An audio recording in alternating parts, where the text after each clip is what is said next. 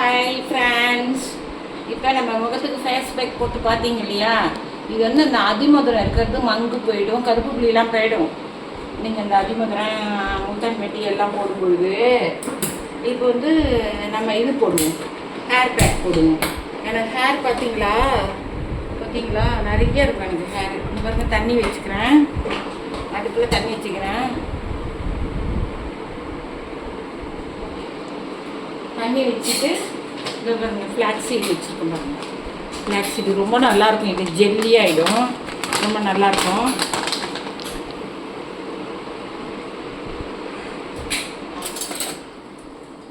இது என்ன செய்கிறோம், நம்ம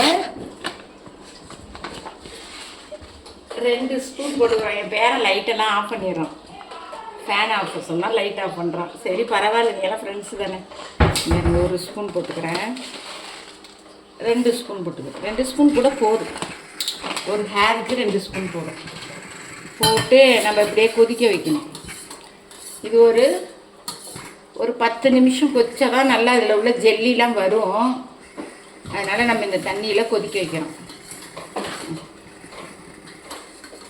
கேப்பில் அது கொதிக்கிட்டோம், அது நமக்கு ஒரு எப்படியும் 5 நிமிஷம்னாலும் கொதிச்சா தான் இந்த ஜெல்லி வரும்.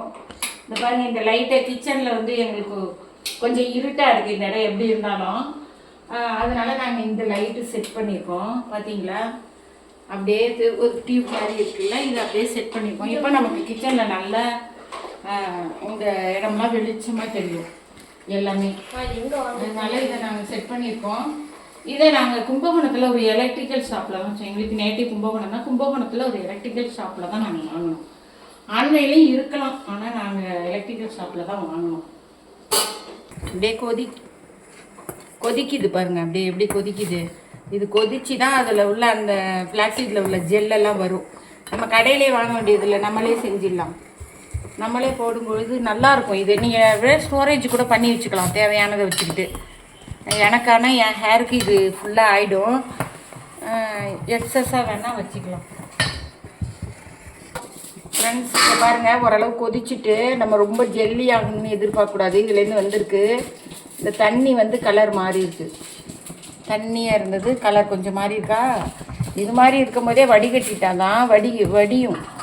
இல்லைன்னா நம்ம மூக்கிண்டிகிட்டே இருந்தோம்னு வச்சுங்க, ஜெல்லி வந்துச்சுன்னா வடியாது. அதனால் இப்போ நான் என்ன செய்கிறோம், இதை எடுத்து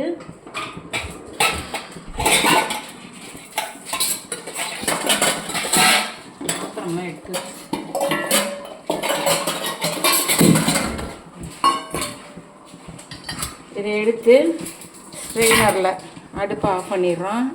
இதை எடுத்து தண்ணியாக இருக்கும் பொழுதே ஸ்ட்ரெயினரில் வடிஞ்சிடணும்.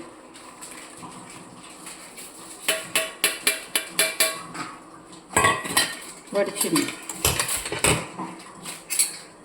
நான் ரொம்ப ஆயிட்டுன்னா அது இப்பயே பாருங்கள், கொஞ்சம் கொழப்பு வந்துட்டு பார்த்தீங்களா, கொழப்பு. அது மாதிரி ரொம்ப கொழன்னு ஆயிடுச்சுன்னா வராது. நான் நல்லா கடைஞ்சி விட்டு எடுத்துருவேன்.